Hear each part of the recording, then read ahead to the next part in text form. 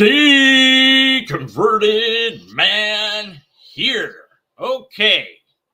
Seeker's Tavern has a video of asking why don't atheists find the resurrection convincing?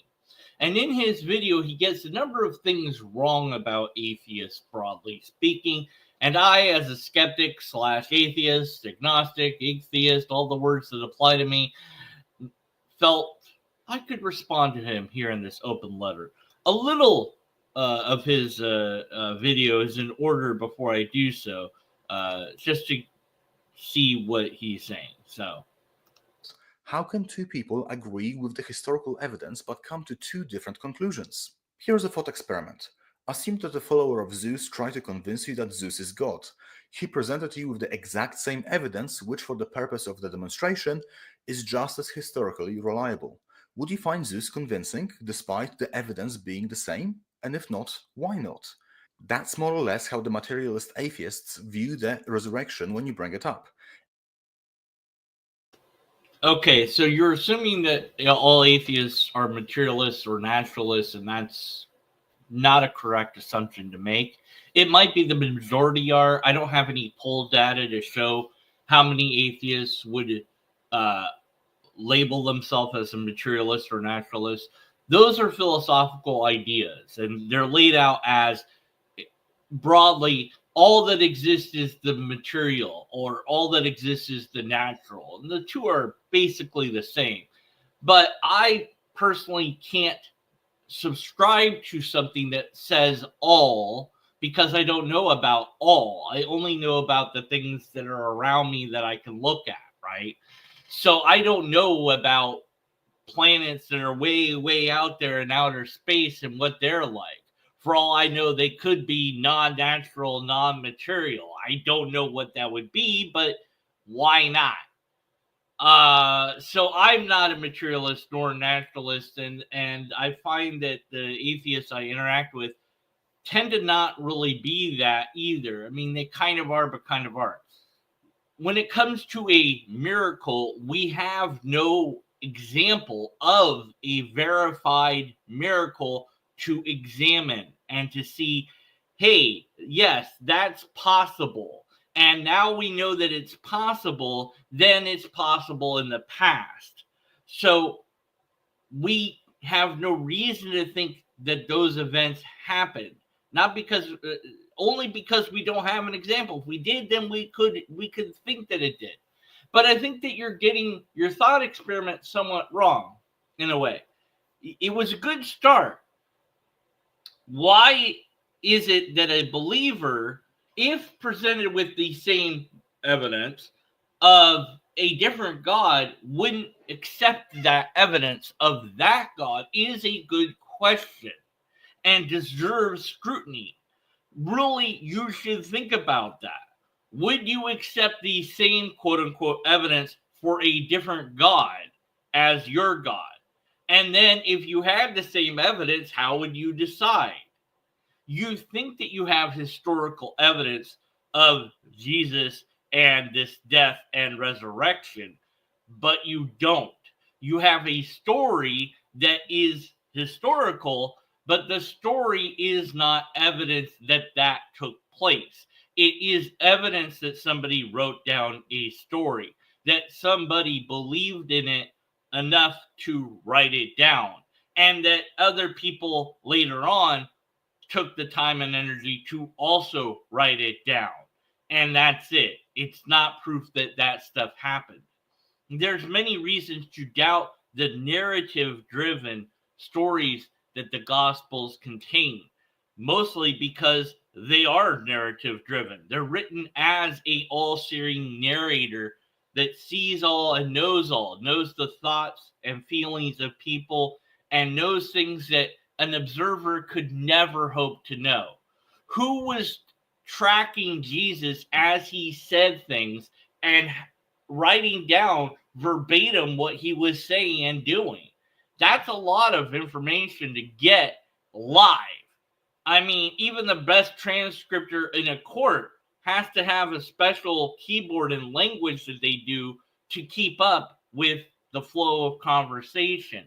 So I don't believe that a person, no matter how dedicated they were to Jesus, that was literate, which was very rare in that time, would be able to track every single thing that Jesus said, even if they were writing it in real time, that they would be able to maintain that information from one generation to the next without something going wrong at some level. The detail is just too great.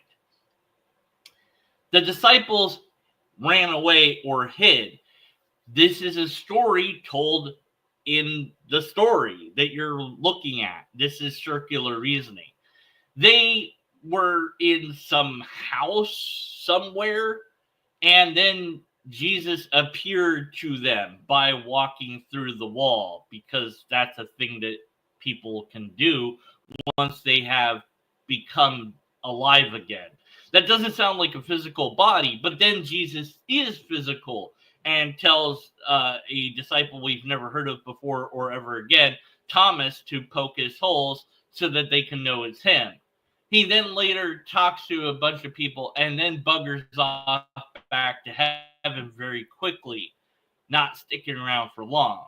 This sounds like a post hoc story added after the fact. Did the disciples go into hiding? Don't know. Did they think that Jesus came back? No idea. Later on, these stories were told and somebody wrote them down as if they did happen. Did they actually happen? I have no way to confirm that. And even if I did, the explanation that the disciples came to believe Jesus came back to life is not that Jesus came back to life.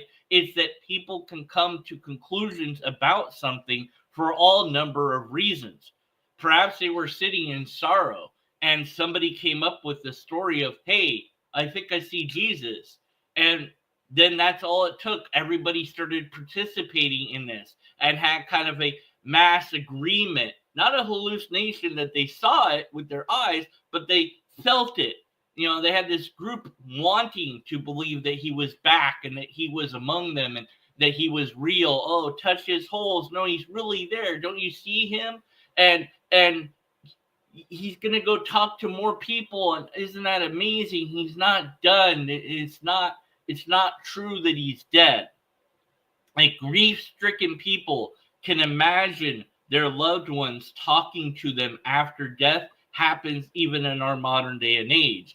And if there was enough people that were willing and able to suspend their better judgment, then maybe they could come to the belief that Jesus resurrected.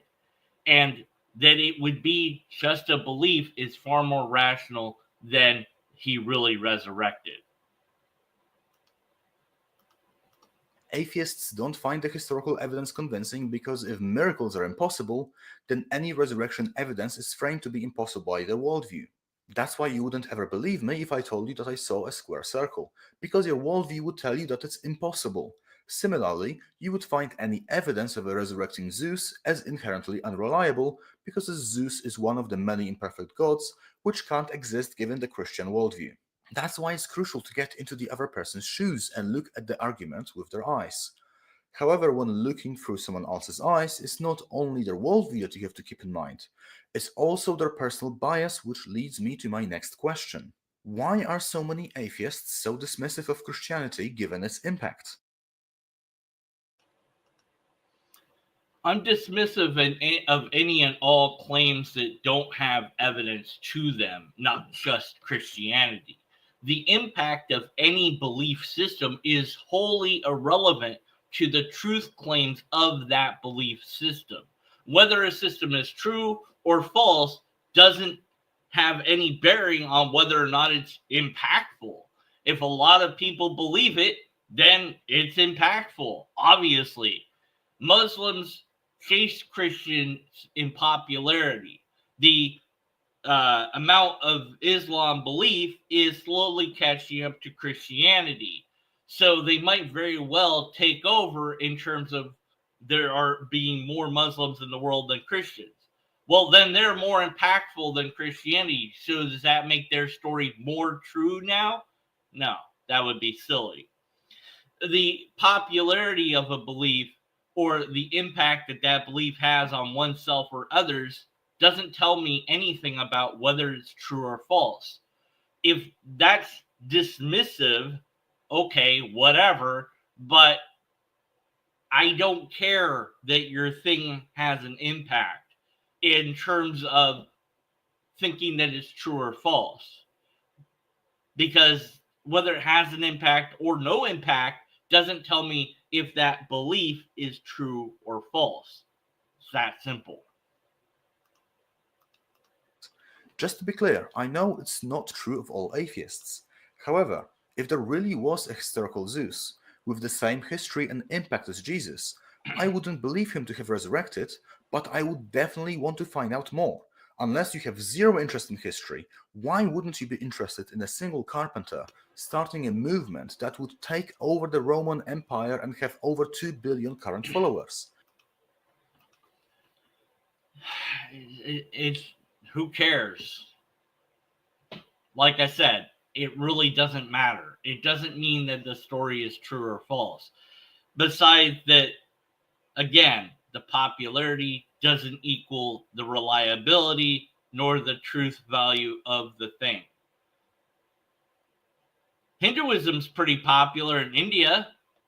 And if we looked just in India and nowhere else, we'd be like, why is that so popular? Have you looked at its history? Sure, it's not as popular as your religion, but why is it so popular? Why do so many people believe in it? Don't you care about history? What's that? You've never studied Hinduism? Well, you must not care. Why are you so dismissive of Hinduism? Because you don't believe in it. Why would it matter to you? Whether you're interested in history or not, it might not matter at all to you.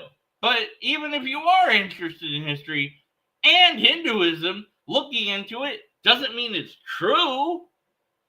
So you need to get over your own ideas about my ideas and my beliefs. Now, I like that you want to put yourself in the atheist shoes, so to speak. That's a great thing to want to try to do. But don't assume that you can know what I think or feel or believe. Just ask me. And if you ask atheists, they'll tell you what they think, feel, and believe. In regards to the Jesus story, it's as made up as every other religion story out there.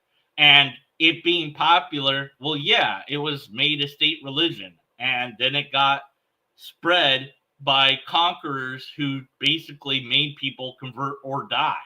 So that's why it spread. End of story. Nothing really significant there. Mormonism. Look at the amazing, huge explosion of Mormonism from one guy saying that it was true, and how quickly that exploded and multiplied and spread so fast and so quickly to the insane numbers that it is now. Oh, look at Scientology. How one person's book, couple of books, got so popular, all of a sudden there's ginormous blue building and all these people follow it. How did that happen? Oh, it's so amazing. Or people just believe in stuff because they believe in stuff. The driving factor for being dismissive can't be just about the reliability of the evidence. I think that some people just don't want Christianity to be true so strongly that they will throw the baby out with the bathwater. All right, there you go again with assuming that you know people's intentions or motives. You don't want it to be true. I've heard this many times. My desire for something to be true or false is irrelevant in my seeking to find whether or not something is true or false. Maybe you just don't want Christianity to be false. So you hold on to it desperately, regardless of the evidence against it. It doesn't matter because you really want it to be true. And we can play that game all day long. Well, you just don't want it to be false. You don't want it to be true. Okay, and that doesn't help us get to the solution of if it's true or false. Our intentions and motivations and secret desires should not play any part in our ability to explore the evidence objectively, if there is any evidence at all. And when it comes to Christianity, the sort of evidence that you have for it is the same evidence that we have for every other religion. Somebody wrote about a bunch of stuff that happened a while ago. That's it. That's all you've got. And maybe a handful of cities and locations that you can point to that actually are real. A few kings here and there that we can confirm as real. But if we're going to go with the historical thing, since you seem so interested in it, why is it that nobody can construct a coherent Jesus timeline using the Bible? You would think that you guys would be able to figure out when Jesus was born, but you guys haven't done that yet. And nobody ever has, to my knowledge. There's many reasons for this. And if you know those reasons, well, then you've actually explored the evidence. But if you don't know those reasons and don't know what I'm talking about, then you believe in something without evidence, which is what we call faith. And I don't want faith. I want facts. The truth is that we like to act as if we are objective about everything, but we are not. We all have our biases. Similarly, how many of us Christians like to use the historical evidence without ever checking its authenticity, just because it supports our worldview? Isn't that something we accuse the believers of other religions of doing? Sometimes it's okay just to say you believe it, but you never checked it, without acting like you did. But putting our biases aside, let's move on to the heart of the issue. Can we ever discuss the historical evidence of the resurrection with someone who has a different interpretive worldview?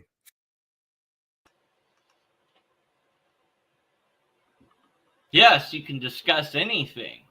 But again, you're assuming that you have evidence rather than a story. And you're doing that because of your worldview.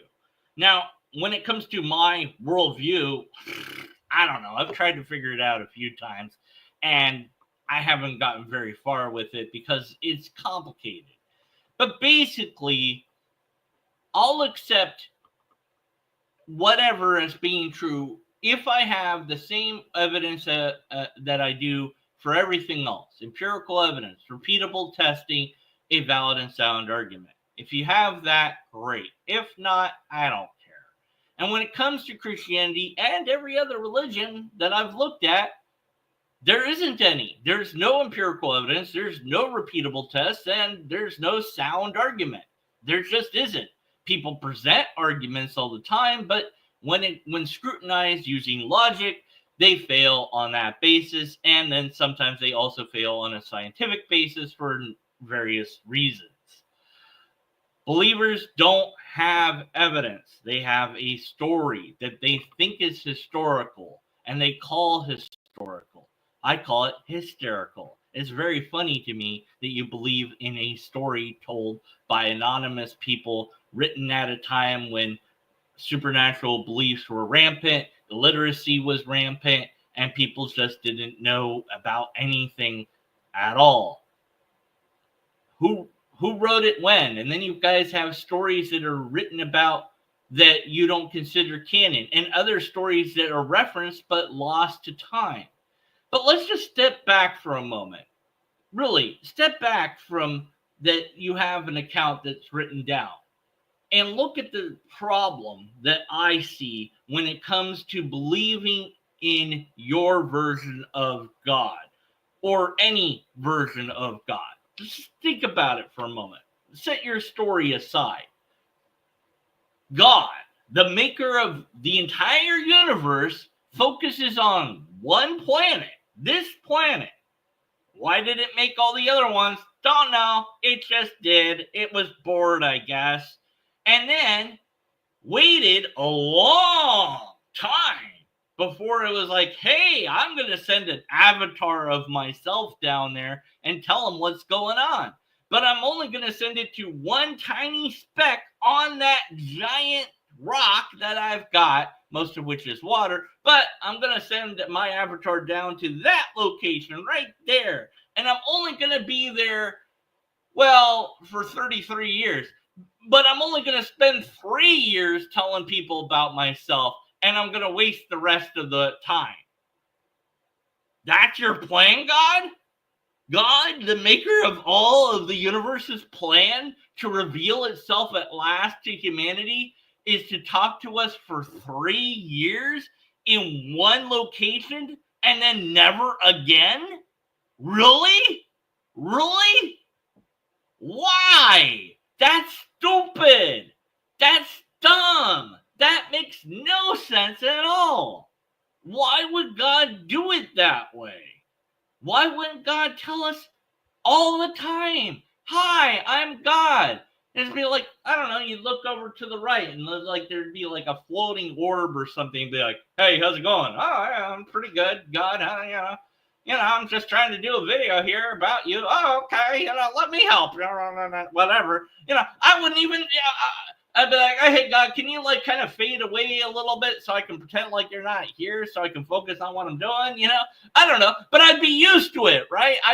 Nobody would doubt that God existed if God was so evident like that. But no, God reveals itself to humans at a single place, at a single time. Well, how did Hinduism get revealed anyways? Oh, right. A guru, at least one, said, "Hey, I know stuff about the gods." And they're like, "Cool." And then like they wrote down a bunch of stuff. And then other people were like, "Hey, I also know about gods." And they wrote down hymns and mantras. And people were like, "Oh, that's cool too." And it's so weird how God revealed itself to those people at that time in that Pacific region and nowhere else. What about the Japanese? Oh, yeah, God revealed itself to them in a different way, though. Basically, it wasn't really God. It was like spirits and ancestors that revealed themselves to certain people, but only on occasion and only sometimes, depending on the story. What about the Native Americans? Oh, well, God revealed itself to various tribes in various different ways as various different spirits. Sometimes calling itself different names completely and different origin stories in full. Oh, and then God revealed itself to, fill in the blank in this way and that way. And every single time God reveals itself to humanity, it does so by one person or a handful of people. And there's no documentation about God. I mean, we never get a recording of God. We never get video or audio or anything. It's just some dude or dudette saying, "Hey, God spoke to me." "Oh, cool. Really? What did God say? Please tell me." Why should I believe that? Everyone's been wrong every single time. Why should I think you guys had it right? God, if it exists, is still hiding from us humans, like it's shy or something, like it's embarrassed to show itself. But of course, believers will say, "Well, God is just waiting for the right time." What's it waiting for exactly? Like, how long does it need before it reveals itself? Oh, it will show you itself after you die. Oh, great. Another thing I can't explore, because once I'm dead, that's it. I'm not coming back with any information that's helpful to other humans. Your God reveals itself to humanity in the same way as every other God has revealed itself to humanity.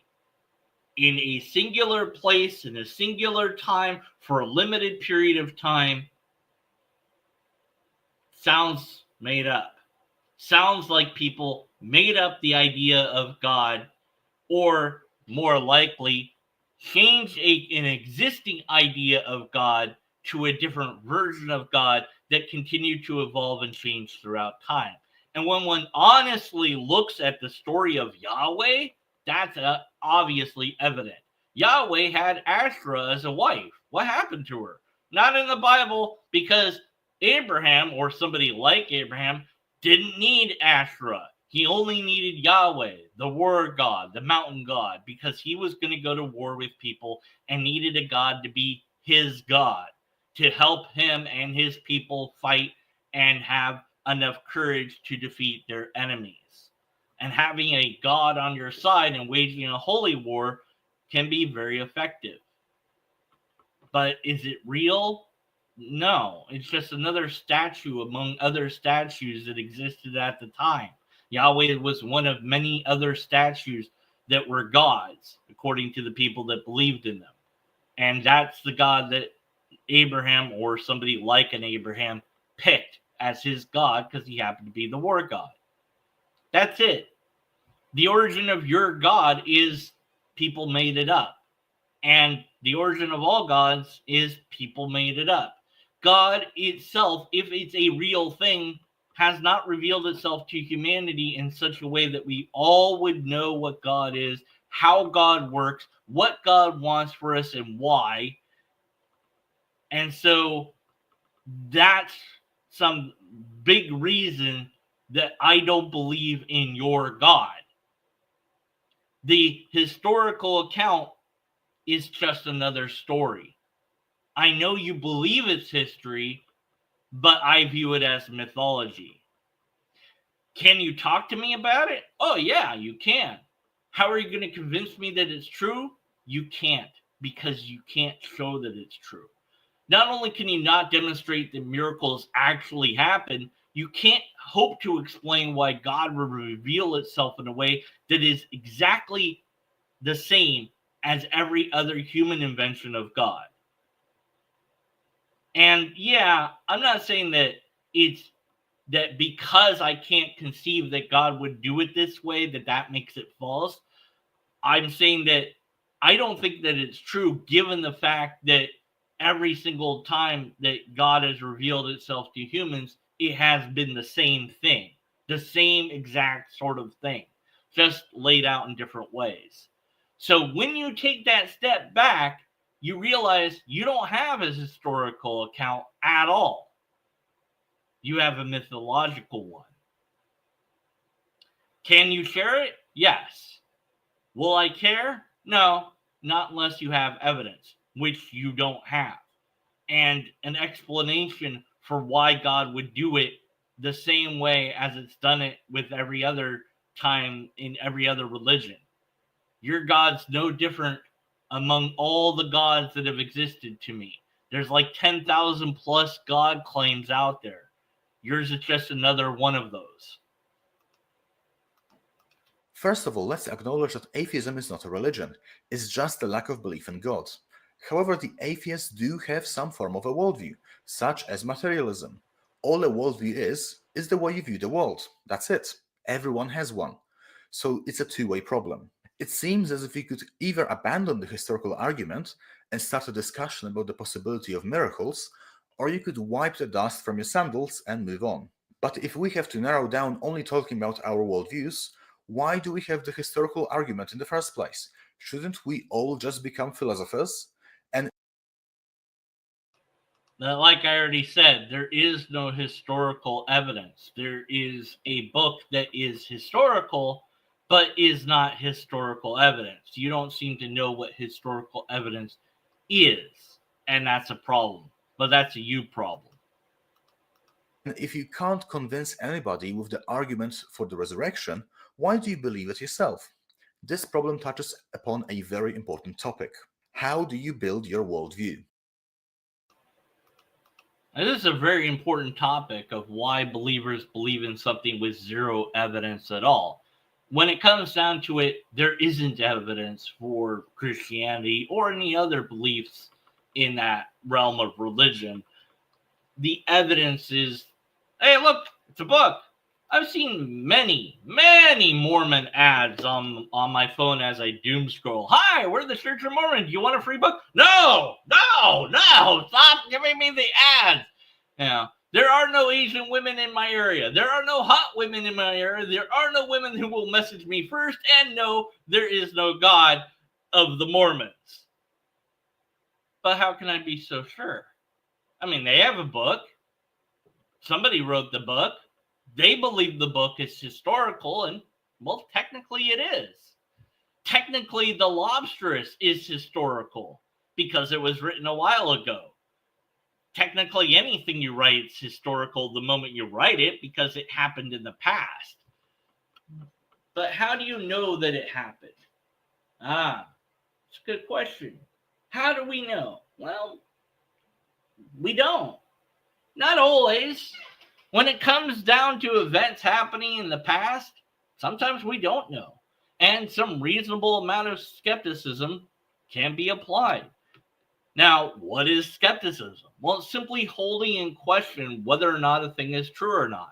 You're not saying that it's false, but you're not saying it's true either. You're just putting it on a shelf, so to speak, in your brain, and like, here's your skeptic shelf, and you're just putting it up there and being like, until I get more data or evidence. And is it historical? Well, the historians categorize the Bible as mythology. Why? Well, because it has miracles in it. If it didn't have any miracles in it, Jesus would talk about the world ending, then die. And that would be it. Okay, cool. So what? Why do we care? It's not interesting unless there's miracles, right? Yeah. By the way, the teachings of Jesus, those are supposed to be really good teachings, right? We get rid of the miracles and we focused on the teachings of Jesus as if it was a person teaching these things, or any of the ideas that he conveyed to humans useful to us today. Can you tell me a teaching of Jesus that I can apply to my life now? Maybe ish. There's the story of and Jesus always told things as parables, right? Father had two sons, and he gave them both money. And one son buried it in the ground and did nothing with it, and the other one went out and spent it and did stuff with it. And the son that buried it, dug it up and showed his father he had it, and his father was disappointed, but he was happy that the other person had at least done something with it. And it's like, okay, well, what's that story about? Like, spending, in a way that makes sense? Is it about saving money? Is it about, what is it about? I don't know. It depends on you, the person hearing the story, what you get from that story. It doesn't tell me how to save money or what to spend money on or not spend it on, what to invest in or not invest in, or even how to invest. The Bible didn't know anything about stocks because those weren't a thing, or investments at all. So the story is, well, it's a parable. It's about something. Now, what's interesting is the word talents is used rather than money. And in English, talent can refer to something that you could do, like play music or sing a song. I can sing. That's a talent that you have. So if we ignore the fact that this has been translated from a different language, which we shouldn't do, but if we did, it's a much more interesting story now. The father gave his sons talents, and one son did nothing with his talents, and the other one went around using his talents. And that's a better story. Obviously, the story is, hey, use the talents that you've been given. Don't just hide them, because then they're useless. Okay, I get something from that story. It didn't matter that it was Jesus telling it. It could have been anybody telling it. But is that something that I could have learned from anyday life experiences? Yeah. So is it really that insightful or important to me? Not really. I mean, I could get different stories like, there's a boy that went out and was really bored. And so he's like, help, help. And the village ran and tried to help him. And he's like, ha ha, got you guys. And they're like, don't do that again. They left. And he's like, help, help. And they all came. They're like, what is the deal? He's like, oh, I'm just messing with you. And they left. And then a wolf came. And he's like, help, help. And they didn't come. And the wolf ate him. And the moral of the story is, don't tell the same lie over and over again. Wait, no, that's not the moral of the story. Well, but it is. According to Garrick in Star Trek Deep Space Nine, the moral is not to tell the same lie over and over again. It's to tell a different lie every time. That's a decent moral. But no. The moral is to not lie, because then people won't believe you. But it just depends on how you view the story. You yourself interpret the story in a different way. But these are just stories that we tell each other. Is Jesus' stories that significant? I mean, are there anything that I couldn't figure out on my own? Not really. Are there anything super mega special? Not very much. And some of them, I go, really? I don't understand that one at all. Like the Pharisees came to Jesus and were like, why are you disciples always eating with their hands without washing them? Oh, that's disgusting. And Jesus was like, time to pwn those Pharisees. Check this out, guys.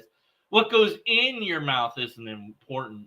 What comes out is what matters. Because you should only talk about God. Da da da da da. Ha ha ha. Don't worry about those traditions like washing your hands. That doesn't matter at all. I'm like, dude, Jesus, it matters if you wash your hands. You guys are disgusting. Wash your hands. You've been cleaning each other's feet. Wash your hands. Yeah. But the moral is that what you say matters more than what you eat. Which, that's not a very good moral, is it? Here's a better one. And I got this from a show, Super Nanny, a long time ago. The gal squeezed out some toothpaste onto a spoon, and she showed it to the kids and said, put it back into the toothpaste. And of course they couldn't do it. They said, put the toothpaste back in the tube. They couldn't do it. And she said, words are like toothpaste. You can get them out real easy, but you can't put them back in so simply. I was like, oh, wow, that's amazing. That's so true. You can say stuff, but getting it back in, you can't do it. It's pretty much impossible. So the lesson is, be careful about what you say, right? Think about it. That came from a nanny. And I found it to be a much more valuable insight into how to behave than anything that Jesus said. And to be honest, I can't even remember most of Jesus's lessons anymore.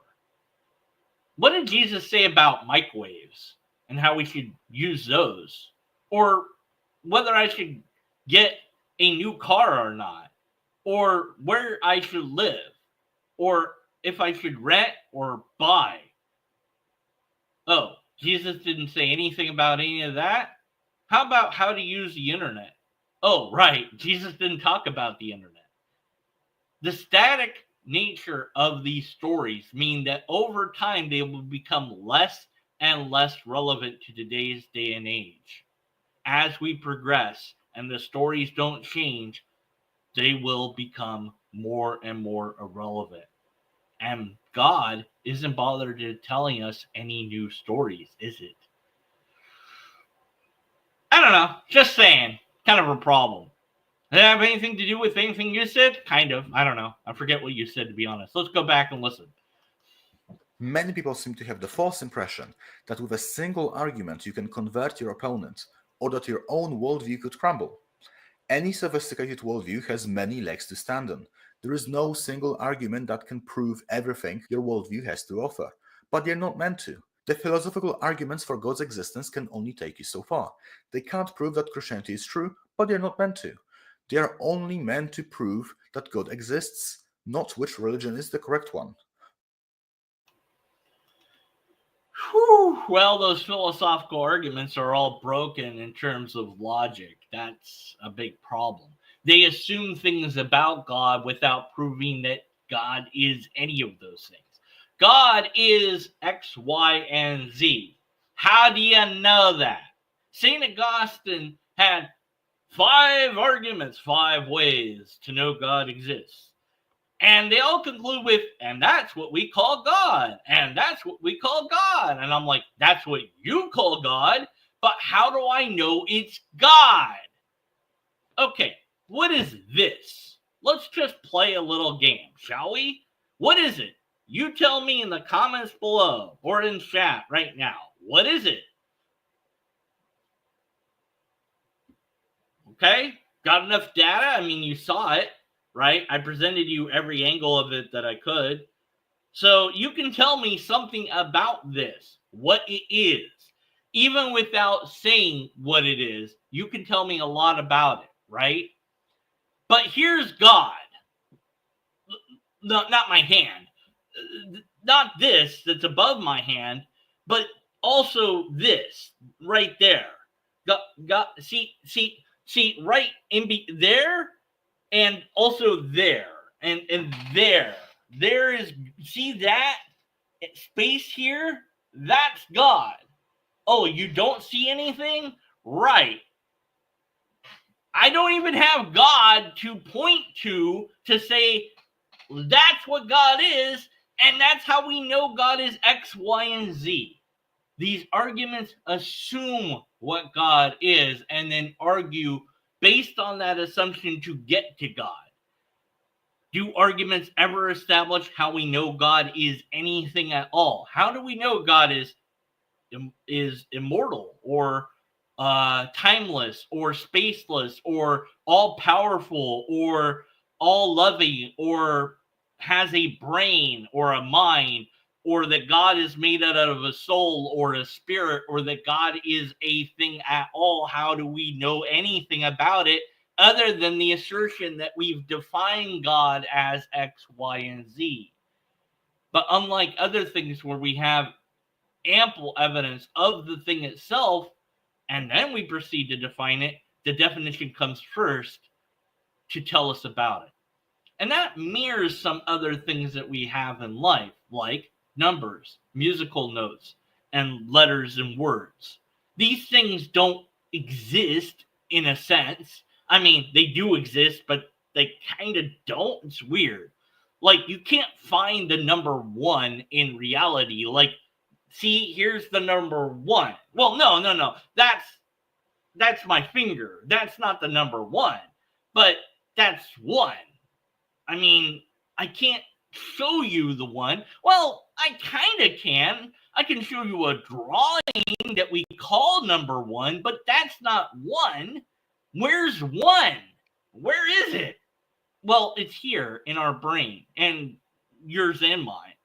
And that's it. If humans stop being, then the number one will go poof, and it won't be anymore. Because the only place that the number one exists is in our brains.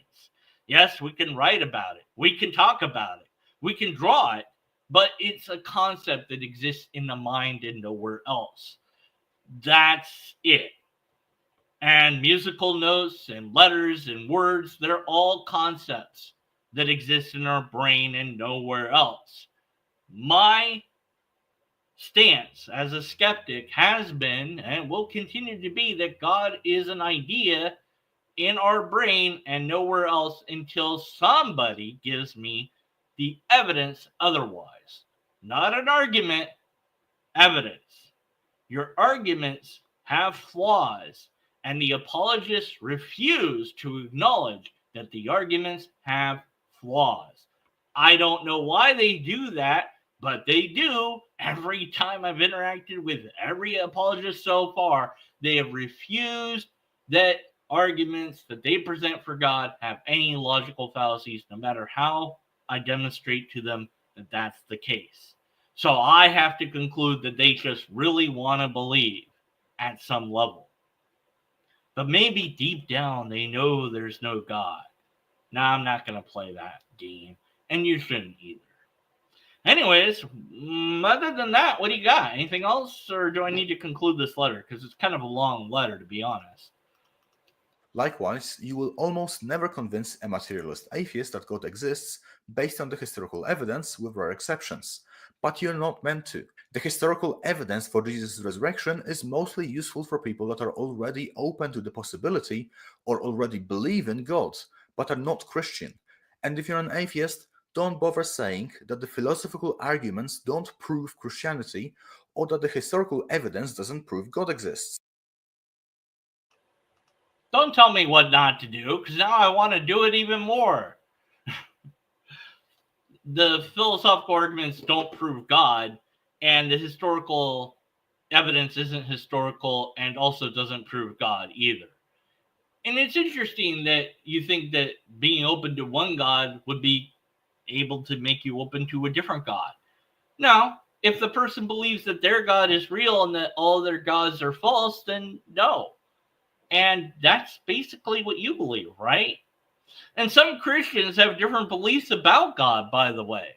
Some believe that other gods are demons or the devil messing with people, or that me, as an atheist, is possessed by the devil. 666. Come on, really? But they'll say anything to get away from the fact that they have nothing to offer at all. Nothing but, hey, look at my book. My book said a thing. Yeah? Hey, look at this argument. This proves God. No, it doesn't. This proves God. Still doesn't prove God. No, but look at this argument. It proves God. Nope. But the historical, nope. But if you, no.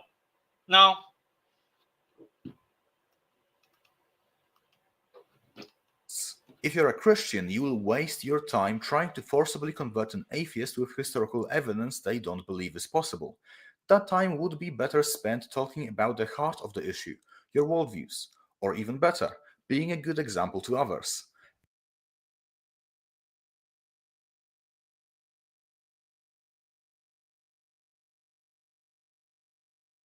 Aha! Let's not mute myself. That will make things more interesting.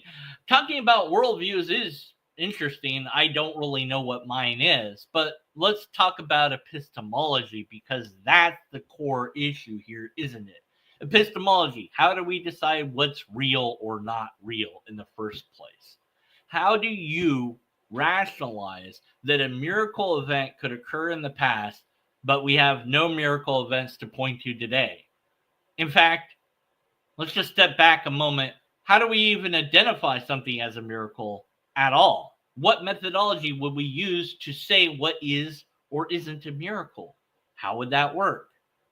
Can we identify any miracle events at all? What is a miracle event? How do you know? So these are questions that I would love the answer to. I've talked to theists, and different theists have different ideas, but nobody really seems to have a clear, coherent answer for me when it comes to these sort of questions. I'm starting to think that's because there isn't one. That the idea of a miracle is just an idea, that it's not an actual phenomenon that actually occurs. Because if it was, we'd have evidence of it. But we don't. Oh, don't get me wrong. We have plenty of stories that people have told that they say X, Y, and Z is a miracle. But I go, well, what makes that a miracle? A plane crashes and only one person survives. It's a miracle. What about everybody else? I mean, the one dude survived. What kind of miracle is that? Like, the plane crashed and everybody survived. Now, that would be pretty impressive. But it can happen. How about this? There's no plane. Yeah, there's no plane. It's just a bunch of people flying through the air all of a sudden. We don't know how they got there, but they're just in the air. They're like minding their own business, walking to get a breakfast or whatever. You're minding your business, you're typing in chat, and then boom, I'm in the sky falling. What the heck? How did this happen? What's going on? Why? And we're all like, oh my God, is that Nerdy Rodent? I think that's Nerdy Rodent. They're flying towards me at a really fast speed. Get some mattresses or trampolines or something. What are we going to do? Oh my God. And they're like, ah. And we're like, ah. And that's a miracle because we can't explain it. But just because we can't explain it, does that mean it's a miracle? I mean, that sounds like an appeal to ignorance to me. I don't know what's going on. Therefore, aliens did it. No. Ghosts? God did it. Time travelers did it? Something happened, but I don't know what. Actually, I do know. It was Nerdy Rodent the whole time. See, he was messing with AI codes and the things that he does that I don't fucking understand on his channel. And he's like, well, I'm going to tell it to make a skydiving video where everyone, including myself, suddenly appear from typing their stuff as they're falling in the air.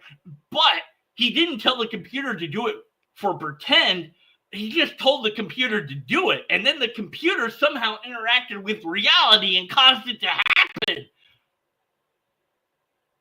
Well, now you've got to make that video, Nerdy wrote it. I mean, you have to make that video. Also, there was an anime girl in there. Damn it, I forgot about that part. Ah, damn, every time. All right, anyways, what was I talking about? Oh, right, the video.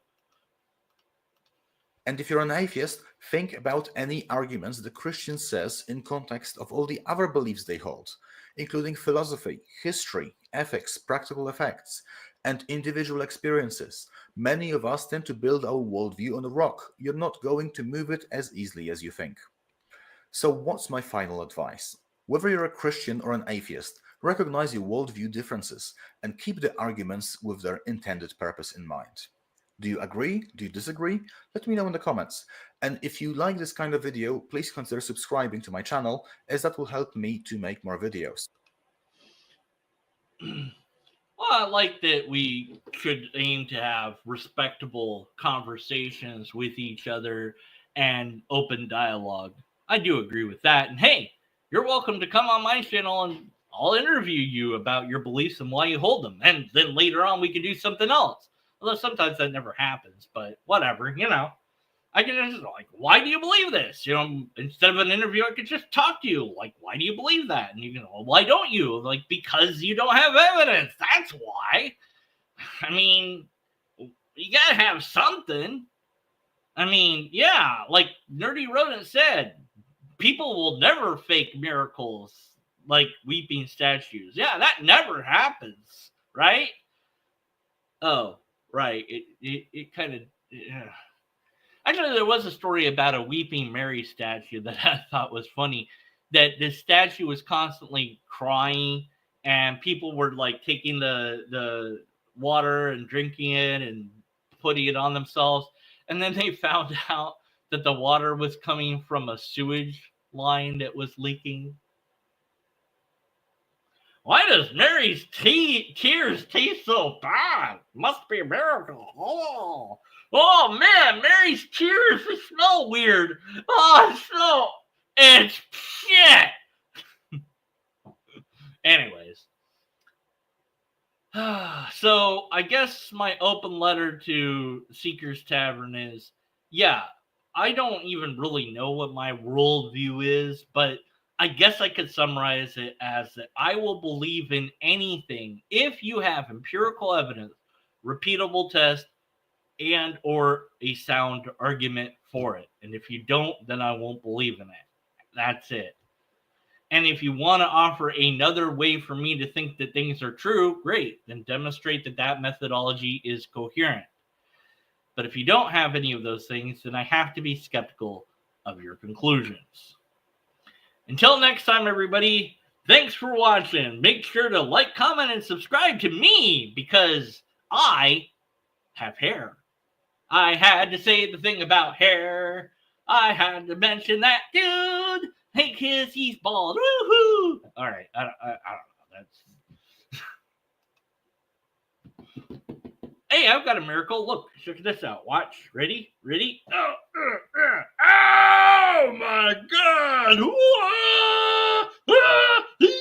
Oh my God! How did that? Okay, that's. How about this?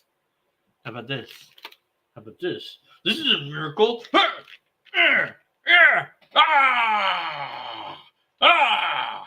I'll do it. I'll do it. Wait, that's probably going to get me demonic. I don't monetize myself. I'll do it. Don't ever do that in real life. Because you never know that. Well, this is a toy. So, I mean, this can't kill me.